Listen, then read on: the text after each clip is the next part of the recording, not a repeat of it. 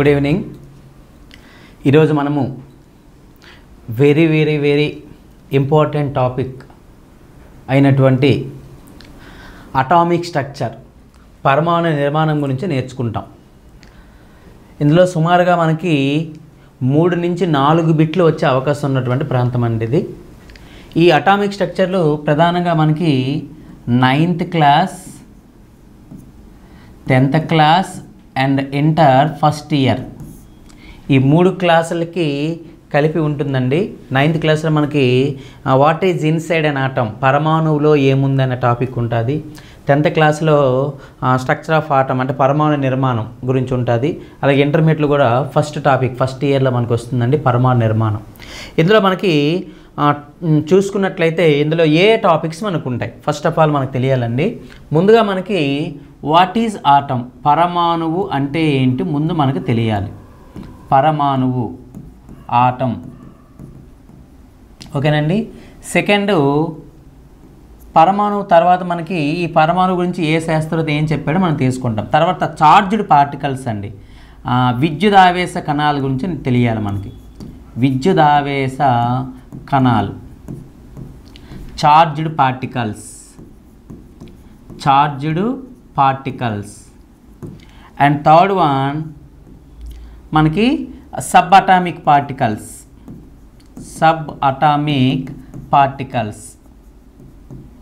అంటే ఉపపరమాణు కణాలు, ఓకేనండి. ఇక పరమాణుకి సంబంధించి అటామిక్ థియరీ మనకు ఉంటుందండి. పరమాణు సిద్ధాంతం, అటామిక్ థియరీ జాన్ డాల్టన్ ప్రతిపాదించాడు. జాన్ డాల్టన్ తాలూకా అటామిక్ థియరీ. సో అది మనకి ఇక్కడ ఉంటుంది, జాన్ డాల్టన్ యొక్క అటామిక్ థియరీ. అయితే ఇక్కడ సబ్ అటామిక్ పార్టికల్స్ ఉపపరమాణు కణాల గురించి తెలుసుకోవాలండి. దీని తర్వాత మనకి వెరీ ఇంపార్టెంట్ వన్, మనకి అతి ముఖ్యమైనటువంటి పార్ట్ ఇదేనండి, అటామిక్ మోడల్స్, పరమాణు నమూనాలు.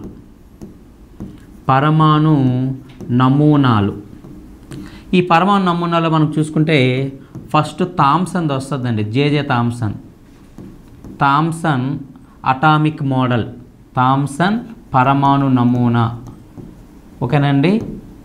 Thomson atomic model. రెండవది రూథర్ఫోర్డ్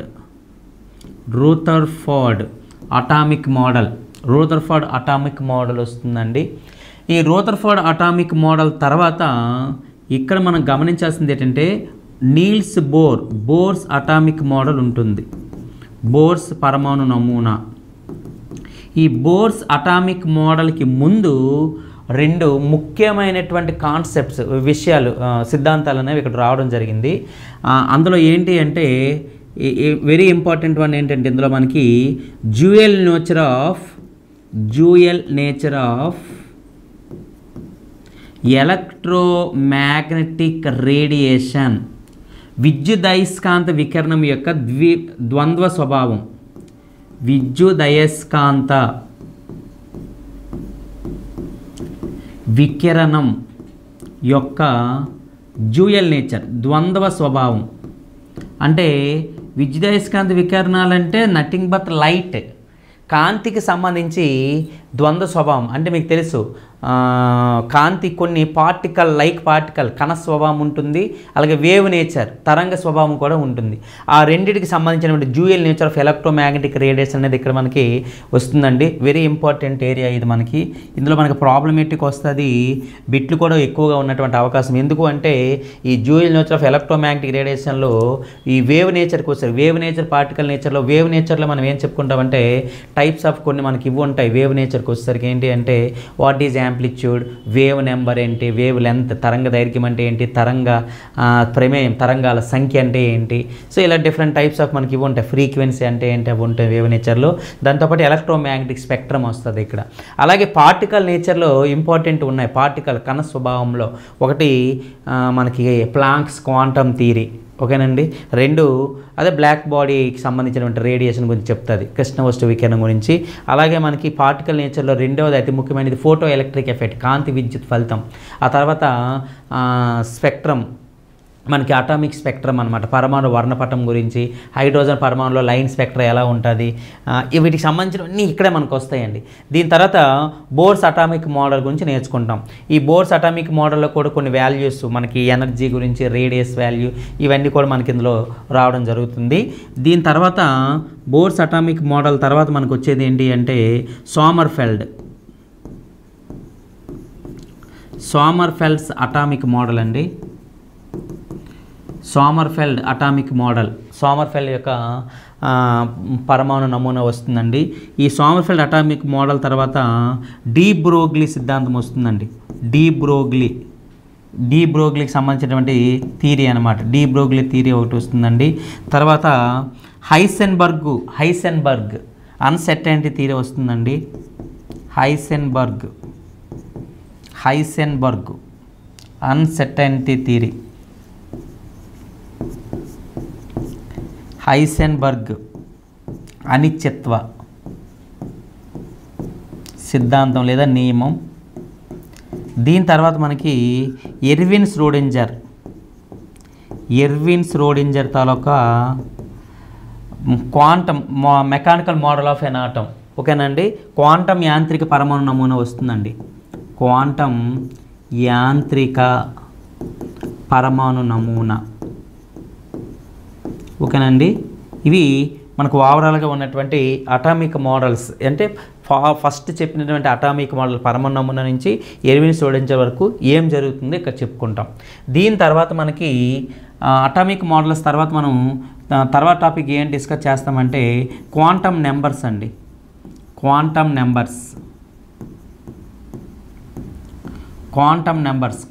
సంఖ్యల గురించి డిస్కస్ చేస్తామండి.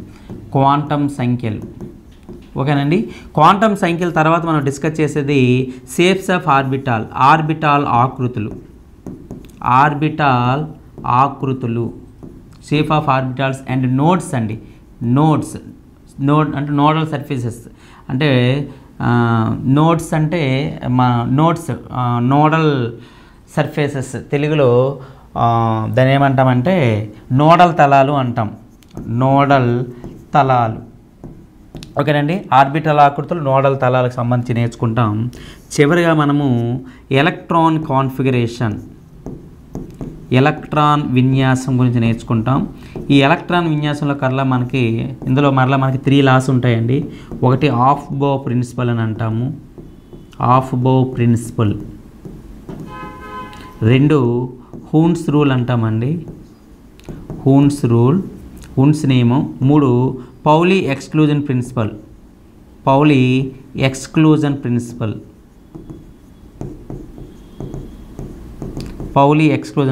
అండి. ఎలక్ట్రాన్ విన్యాసం సంబంధించి నేర్చుకుంటాం. ఇది ఓవరాల్గా మనకి 9వ తరగతి, 10వ తరగతి అండ్ ఇంటర్మీడియట్లో ఉన్నటువంటి టోటల్ టాపిక్స్ అండి. ఇందులో ప్రధానంగా మనం గుర్తుంచుకోవాల్సింది ఇంటర్మీడియట్ టాపిక్లు టచ్ చేసేటప్పుడు ఖచ్చితంగా ప్రాబ్లమేటిక్ టచ్ చేస్తానండి. లెక్కలు ప్రతి దానికి కూడా మనం ప్రాబ్లమ్స్ కూడా చేద్దాము. సో చాలా ఈజీగా మనకు ఉంటుంది. ప్రాబ్లమేటిక్ బేస్డ్లో మనం ఎలా నేర్చుకుంటాము అది మనం ఇక్కడ చూద్దామండి. వెరీ ఇంపార్టెంట్ టాపిక్ ఇది మనకి. ఇంతవరకు మనం 8th క్లాస్ సంబంధించిన టాపిక్సే చెప్పాము మనము. ఇది 9th, 10th అండ్ ఇంటర్ మొత్తం 3 రిలేటెడ్ టాపిక్ ఇది. జాగ్రత్తగా వినండి. ఓకేనండి. సో ముందుగా మనకి ఏంటంటే పరమాణు ఆటం అంటే ఏంటి ఫస్ట్గా మనకు తెలియాల్సింది. What is atom? ఆటం అంటే ఏంటండి? పరమాణువు అంటే ఏంటి? అసలు ఈ పరమాణువు అనే పదం మొదటిసారిగా మన భారతదేశంలో అంటే అప్పట్లో 500 సంవత్సరాల క్రితమే గ్రీకు తత్వవేత్తలు గ్రీక్ ఫిలాసఫర్స్ మన ఇండియన్ ఫిలాసఫర్స్ అందరూ కూడా వీటి గురించి ఎన్నో పరమాణువు గురించి అన్వేషణ చేశారు. పదార్థం అనేది ఇంకా చిన్న చిన్న కణాలుగా ఎలా విభజించబడిపోతుంది అని. అలాగ చెప్పినటువంటి మన భారతదేశానికి చెందినటువంటి అతి మహర్షి ఎవరు అంటే కణాద్ అంటామండి. కణాదుడు అనే శాస్త్రవేత్త మొదటిసారిగా మనకి పదార్థం అనేది అతి చిన్న కణాలతో నిర్మితం అవుతుందని చెప్తాడనమాట. పార్టికల్ అనేది మనకి ఒక particle, smallest particles, matter is made up of very tiny particles. అలాగా పదార్థం అనేది అతి చిన్న కణాలతో నిర్మితం అవుతుందని మొదటిసారిగా చెప్పాడనమాట. ఓకేనండి. ఇతని తర్వాత మనకి డెమోక్రటిస్ అండి. డెమోక్రటిస్ ఎవరంటే శాస్త్రవేత్త? డెమోక్రటిస్. ఈ డెమోక్రటిస్ అనే శాస్త్రవేత్త పదార్థం అనేది అతి చిన్న కణాలైన పరమాణువులచే నిర్మితం అవుతుందని, ఆ పరమాణువుని ఆటం అనే ఆంగ్లంలో అంటారు. ఇది అటామియో అనే గ్రీక్ వర్డ్ నుంచి వచ్చిందండి. దీని అర్థం ఏంటంటే ఇండివిజిబుల్ అండి. ఇండివిజిబుల్ ఆర్ అన్కట్టబుల్ అంటామండి. అన్కట్టబుల్ అంటే విభజించలేనిది లేదా కోయలేనిది అని అర్థం అనమాట. అది ఆటంకి సంబంధించి డెమోక్రటిస్ ఇచ్చినటువంటి వివరణ. కణాలు మొదటిసారిగానే పదార్థం అనేది అతి చిన్న కణాలతో నిర్మితం అవుతుందని చెప్తాడనమాట మనకి. ఓకేనండి. దీని తర్వాత మనకి ఈ పరమాణువుకి సంబంధించి, ఈ ఆటంకి సంబంధించినటువంటి అతి ముఖ్యమైనటువంటి నియమాలు కొన్ని రావడం జరిగిందండి ఆ పరమాణువుకి సంబంధించి. అందులో మెయిన్గా మనకి ఏంటంటే రసాయన సంయోగ నియమాలు. ఓకేనండి. లాస్ ఆఫ్ కెమికల్ కాంబినేషన్ రసాయన సంయోగ నియమాలు అండి. దీన్ని ప్రతిపాదించిన శాస్త్రవేత్త లేవోయిజర్ అండి. 2 నియమాలు ఇతను ప్రతిపాదిస్తారు. ఇతను జోసెఫ్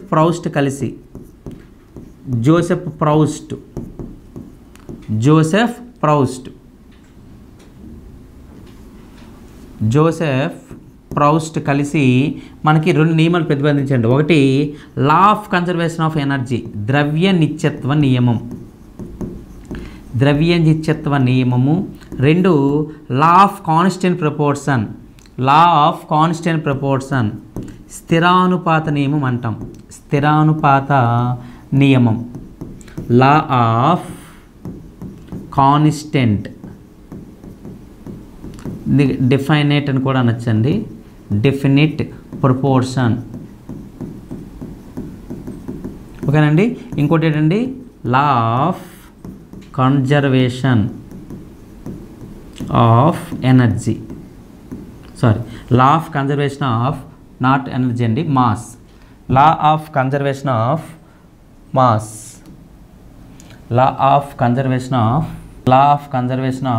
మాస్. ఓకేనండి. ఈ 2 నియమాలని బేస్ చేసుకొని ఇవి ఎలా ఉంటాయి ఏంటనేది మనం డీట్గా ఆటమ్స్ అండ్ మాలిక్యూల్స్ మనకు 9th క్లాస్లో టాపిక్ ఉంటుంది. అక్కడ మనం వీటి గురించి విపులంగా నేర్చుకుందాం మనం. సో ప్రస్తుతానికి మనకి దీని అవసరానికి ఆటంకి రిలేటెడ్ ఏంటంటే ఈ నియమాలను బేస్ చేసుకొని మనకి జాన్ డాల్టన్ ఎవరండి? ఈ నియమాలను బేస్ చేసుకొని జాన్ డాల్టన్ అనే శాస్త్రవేత్త మనకి ఒక పరమాణు సిద్ధాంతాన్ని ప్రతిపాదించాడు. అటామిక్ థియరీ, పరమాణు సిద్ధాంతం. The first atomic theory proposed by John Dalton. ఓకేనండి. మొట్టమొదట పరమాణు సిద్ధాంతాన్ని, అటామిక్ థియరీని ప్రపోజ్ చేసిన సైంటిస్ట్ ఎవరు అంటే జాన్ డాల్టన్ అంటాం మనం.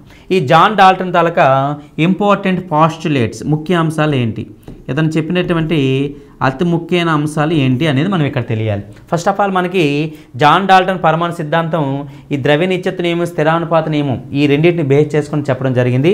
అందులో మొదటిది ఏం చెప్పాడంటే పదార్థం అతి చిన్న కణాలైన పరమాణువులచే నిర్మితమవుతుంది అని చెప్పాడండి. నిర్మితమవుతుంది. Matter is made up of very tiny particles is called atoms. ఓకేనండి. పదార్థం అనేది అతి చిన్న కణాలైన పరమాణువుల చేత నిర్మితమవుతుందని చెప్పాడు. Next second point, atoms are, పరమాణువులు అనేవి atoms are neither created and nor destroyed. Neither created nor destroyed చెప్పాడండి. పరమాణువులు సృష్టించబడవు, అలాగే నాశనం చేయబడవు. అంటే పరమాణువులు అనేవి సృష్టించబడవు, నాశనం చేయరు, కేవలం ఒక రూపంలో నుంచి ఇంకో రూపంలోకి కన్వర్ట్ అవుతాయి. అదే లా ఆఫ్ కన్జర్వేషన్ ఆఫ్ ఎనర్జీ అనమాట. ఓకేనండి. అందుకే ఆ నియమాలతో లింక్ అయి ఉంటుంది కాబట్టి ఆ నియమాలు ఇప్పుడు మనం చెప్పాం. జస్ట్ ద్రవ్య నిశ్చిత నియమం అంటే ఏం లేదండి, సింపుల్గా మీకు ఏంటంటే ఒక కెమికల్ రియాక్షన్ మనం తీసుకున్నాం అనుకోండి, ఏదైనా ఒక chemical reaction, for example C+O2 gives rise to CO2. ఇందులో లెఫ్ట్ సైడ్ వీటిని రియాక్టెంట్స్ అంటారండి, క్రియాజనకాలు అంటారు, క్రియాజనకాలు. కుడివైపు ఉన్న వాటిని ప్రోడక్ట్స్ అంటాం, అంటే క్రియాజన్యాలు అంటారు. So the mass of the sum of the mass of the reactant side is always equal to the sum of the mass of the product side. క్రియాజనకాల మొత్తం ద్రవ్యరాశి క్రియాజన్యాల మొత్తం ద్రవ్యరాశికి సమానంగా ఉంటుంది. అంటే ఇక్కడ ద్రవ్యరాశి అనేది mass is neither created not destroyed. ఇక ద్రవ్యరాశి సృష్టించబడదు, నాశించబడదు. ఆ ద్రవ్యరాశి ఉన్న పార్టికల్సే కదా ఈ పరమాణువులు. అందుకే ఇక్కడ పరమాణువులు సృష్టించబడు, పరమాణుల సంఖ్య సమానంగా ఉంటే ఆటోమేటిక్గా మాస్ అనేది ఈక్వల్గా ఉంటుంది. అందుకే atoms are neither created not destroyed అంట. పరమాణువులు సృష్టించబడవు, నాశనం చేయబడవు అని చెప్పారు మనకి. నెక్స్ట్ మూడవది, ఒకే రకమైన పరమాణువులకు ఒకే రకమైన మూలక పరమాణువులకు అని రాద్దాం. ఒకే రకమైన మూలక పరమాణువులకు ఒకే ద్రవ్యరాశి మరియు ఒకే రసాయన ధర్మాలు ఉంటాయి. ఒకే రసాయన ధర్మాలు ఉంటాయి. అర్థమైందండి. మూడో పాయింట్, ఒకే రకమైన మూలకాలకు ఒకే రకమైన ద్రవ్యరాశి మరియు ఒకే రకమైన రసాయన ధర్మాలు ఉంటాయి. ఇప్పుడు ఉదాహరణకి ఎగ్జాంపుల్ హైడ్రోజన్ తీసుకున్నాం. హైడ్రోజన్ ఏం తీసుకున్నామండి? హైడ్రోజన్. ఈ హైడ్రోజన్కి ఇది ఎప్పుడు కూడా కంబెస్టిబుల్ గ్యాస్. ఇది అంటే ఎప్పుడు కూడా మండే గుణానికి దహనశీలి వాయువు అని పిలుస్తాం. ఇది మనం తయారు చేసిన మన వాతావరణంలో ఉన్న సూర్యుల్లో ఉన్న ఎక్కడైనా దాని స్వభావం మారదు అనమాట. దాని ద్రవ్యరాశి మారదు, దాని మాసు మారదు, దాని కొన్ని కెమికల్ ప్రాపర్టీ కూడా చేంజ్ అవ్వదు. ఎక్కడి నుంచి ఉన్నటువంటి ఏ హైడ్రోజన్ మనము టెస్ట్ చేసినప్పటికీ కూడా సేమ్ లక్షణాలే ఉంటాయన్నమాట, కెమికల్ ప్రాపర్టీస్. అది ఒకే రకమైన మూలకాలకు ఒకే ద్రవ్యరాశి మరియు ఒకే రసాయన ధర్మాలనే ఉంటాయి. నెక్స్ట్ ఫోర్త్ పాయింట్ ఏం చెప్పాడంటే, మరి వేరువేరు మూలక పరమాణువులకు వేరువేరు మూలకపు పరమాణువులకు ఆటమ్స్ ఆఫ్ డిఫరెంట్ ఎలిమెంట్స్. ఓకేనండి. వేరువేరు మూలకపు పరమాణువులకు వేరువేరు ద్రవ్యరాశులు ఉంటాయి.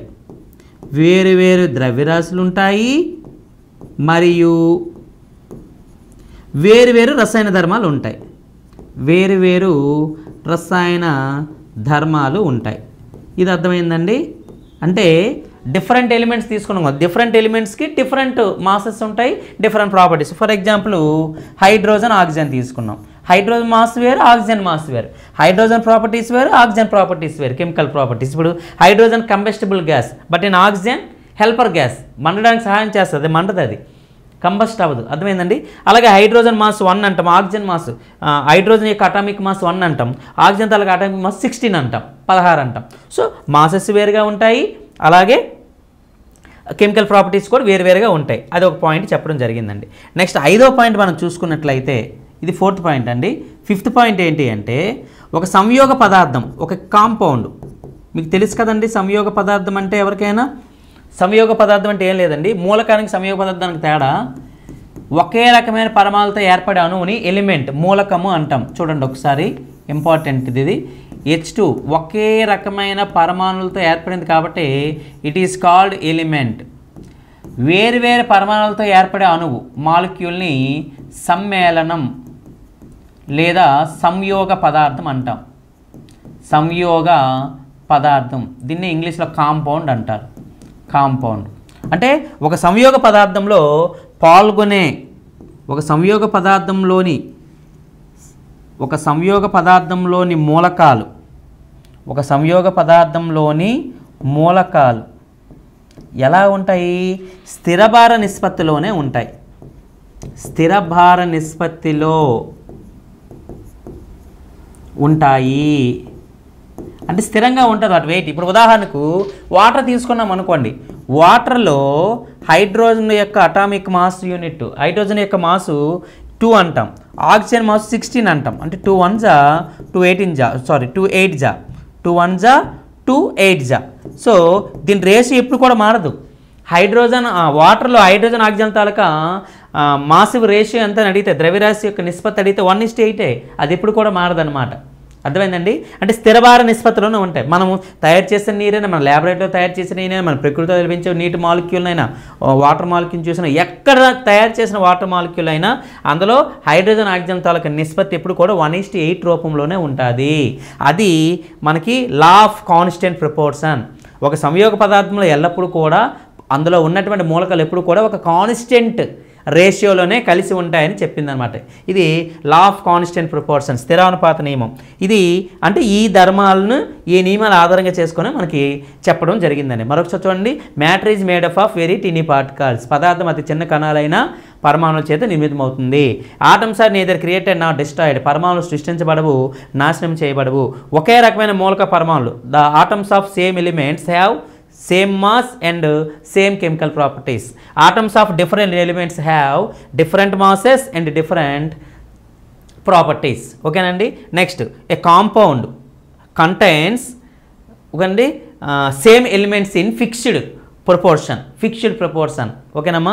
అందులో ఉన్నటువంటి ఎలిమెంట్స్ ఏవైతే ఉన్నాయో అవి ఫిక్స్డ్ ప్రపోర్షనేట్లో ఉంటాయని చెప్పాడు. స్థిరభార నిష్పత్తిలో కలిసి ఉంటాయని చెప్పడం జరిగింది. అంటే మనకి క్వశ్చన్ ఎలా అడుగుతాడంటే, ఈ క్రింది వానిలో డాల్టన్ పరమాణు సిద్ధాంతానికి సరికానిది ఏది, లేదా డాల్టన్ పరమాణు సిద్ధాంతానికి సంబంధించింది ఏది, ఇలాంటి పాస్టులేట్స్ అనేవి మనకి బిట్ పరంగా అడిగే అవకాశం ఉంటుందండి. ఓకేనండి. సో ఇది డాల్టన్ అటామిక్ మోడల్ తాలూకా ఇంపార్టెన్స్. అయితే ఈ డాల్టన్ అటామిక్ మోడల్లో డ్రాబ్యాక్స్ కూడా ఉన్నాయండి.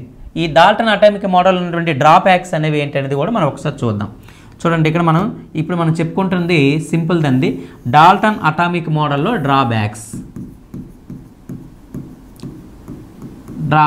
లోపాలు ఎవరివి? డాల్టన్ అటామిక్ థియరీకి సంబంధించి ఇతనిలో ఉన్నటువంటి డ్రాబ్యాక్స్ గురించి ఇప్పుడు మనం డిస్కస్ చేస్తాం. అందులో మొదటిది, ఇతను చార్జ్డ్ పార్టికల్స్ గురించి ఏమీ చెప్పలేదు, విద్యుదావేశ కణాల గురించి చెప్పలేదు, అంతే కదండి. ఎలక్ట్రాన్ అని, ప్రోటాన్ అని విద్యుదావేశ కణాలు గూర్చి తెలియజేయలేదు. ఓకేనండి. నెక్స్ట్ రెండవది, సబ్ అటామిక్ పార్టికల్స్, ఉపపరమాణు కణాల గురించి వివరించలేదు. ఉపపరమాణు కణాలు, సబ్ అటామిక్ పార్టికల్స్, ఈ ఉపపరమాణు కణాల గురించి ఎటువంటి వివరణ ఇవ్వలేదు. అవి ఇతని యొక్క డ్రాబ్యాక్ అనమాట. ఓకేనండి. అంటే ఓన్లీ పరమాణు బయట మ్యాటర్కి ఆటంకి రిలేట్స్ అనే చెప్పాడు తప్ప ఇన్సైడ్ ది ఆటం అనమాట. పరమాణు లోపల ఉన్నటువంటి ఈ చార్జ్డ్ పార్టికల్స్ గురించి కానీ, లేదంటే sub atomic particles electron, proton, neutron అటువంటి వాటి గురించి ఏమీ కూడా ఇతని వివరణ అనేది ఇవ్వలేదన్నమాట. ఓకేనండి. ఇది పరమాణుకి సంబంధించినటువంటి ఇంపార్టెంట్ పాస్టులేట్స్. నెక్స్ట్